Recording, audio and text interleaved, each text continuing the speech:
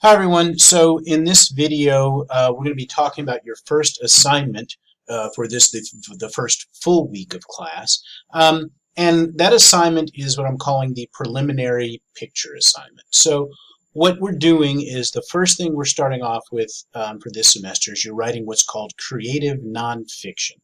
Um, Creative nonfiction is nonfiction, that is, it's something that's true, something that actually happened to you, something that you specifically have experienced, but you're going to write about it in a way that is going to be, as the name implies, kind of creative.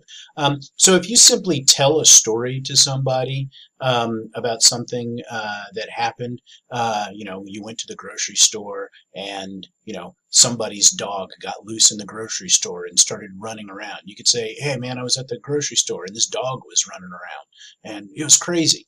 Um, that's nonfiction, that's true, but it's not really done in a creative way. If we were writing about that, there might be other things we might say about it. We might provide more detail about what it's like inside, right? We might describe in detail the way in which the people were running around.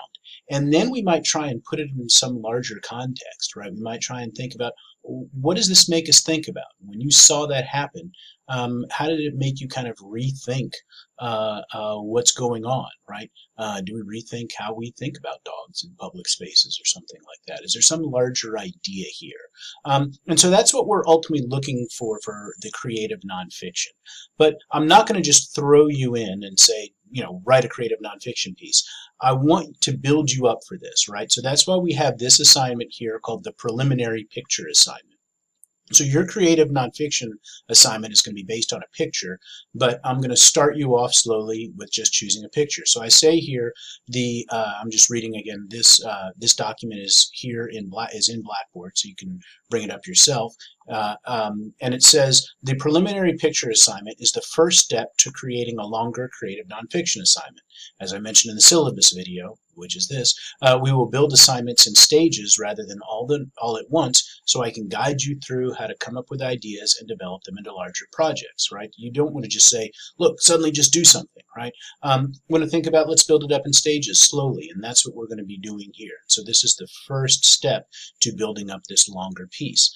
I mentioned here, as I've already said in this video, creative nonfiction is a kind of writing in which we tell true stories about ourselves in a way that is engaging and interesting to the reader. Such writing should also help the reader come to some larger realization about the writer's experiences and how those experiences connect to ideas and issues in the world around us. So again, to kind of say, this is this thing that happened to me, but here's why it's important. Here's how it relates to other things.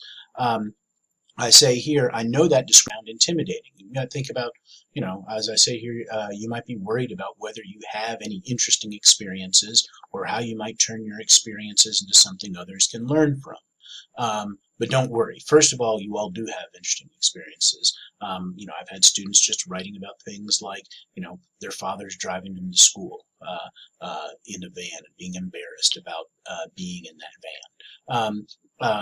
Being embarrassed by a parent is something that many of us have had. This person then thought about what that meant, why they were embarrassed about their father's work van, and how hard their father actually worked, and kind of realizing something about that.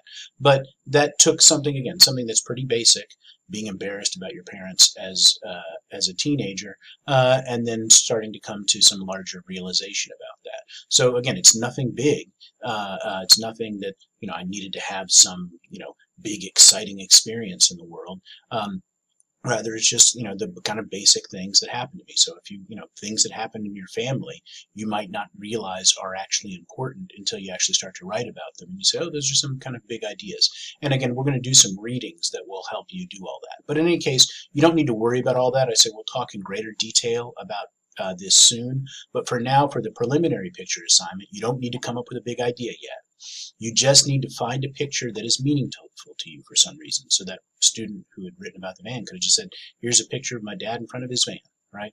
And they could have had that picture and then written about it. But whatever you come up with, you're going to come up with it. I say, please note that it does not need to be a picture of you, although it certainly can be. I just want to be clear because some people might, for whatever reasons, might not feel comfortable about putting pictures of themselves up. But if you want to do that, that's perfectly fine. If you want to have a picture of yourself, that's perfectly fine. But it doesn't have to be. It could be a picture of a room, your dog, your street, again, that van that I was talking about, whatever it is, something that for whatever reasons becomes meaningful to you. So you'll just come up with a picture that you like, and you can just scroll through your phone. Wherever it is that you have, a lot of times we have, pictures that we might have as our screensavers on our phone, in our background on our phone, whatever it is that you have, and explain why that might be meaningful to you. So in 100 words or more, right, at least 100 words, you don't have to go much more than that, but just 100 words, explain why the picture is important to you. Don't worry at all about choosing the perfect picture. Part of the writing process is coming up with the right idea, so you can always change your picture later. So choose a picture, and if you're like, I don't have a good picture, this is going to be terrible, I'm not going to be able to do this time, don't worry. Just come up with a picture. If you start to think later that it's not going to work, you can completely change your picture later. And that's one of the important things about writing. Is the great thing about writing and about working with drafts. You can change everything, right? There's no reason that you have to be stuck with this particular picture, right? So later on, if you say, I want to choose a different picture, that's perfectly fine. I just want you to start out thinking about it. Okay, because if you come up with a picture that doesn't work, you'll learn something from thinking about, well, why does that picture not work, and what is it that I might be looking for that might be better? So again, this should not be stressful at all. Just come up with any picture that for whatever reason is important, and then in 100 words or more, explain why that picture might be important to you. And again, it can just be a picture of your grandmother or your grandmother's kitchen, be a picture of a yard, be a picture of your street, be a picture of a place where you visited, whatever it is might be. You will then need to upload your explanation to Turnitin. Got a typo there. To Turnitin, as well as post a picture of your 100-word explanation on post the picture and your 100-word. Sorry, two typos, and your 100-word explanation on Digication. So you need to upload the explanation to Turnitin. There'll be a link in Blackboard, so you can upload that to Turnitin. You upload that as a Word file or a PDF. The reason I have it there is because Turnitin checks for plagiarism. I know these are creative projects, but sometimes we have issues with students who are going to be trying to plagiarize their creative projects. So it checks for that. It also allows me to have a grade record of what it is that you've turned in. But then you're just going to copy and paste that to Digication. Again, I gave you some other videos that gave you some general information about how to use Digication. If you're still at all confused about it, again, make sure to call me. Or email me and I can talk you through that. But so you're going to upload that to Digication. After you post the picture, you'll need to make sure that it can be viewed by other students, and there's another video in here that explains that to you. Now, I've already shown you in the Digication explanation video that I gave you at the beginning, for the first week of class, I've already shown you really this this assignment, right? I didn't pick that assignment at random. That's because this I didn't pick this at random. It's because this is the my preliminary picture, and I'm going to show you.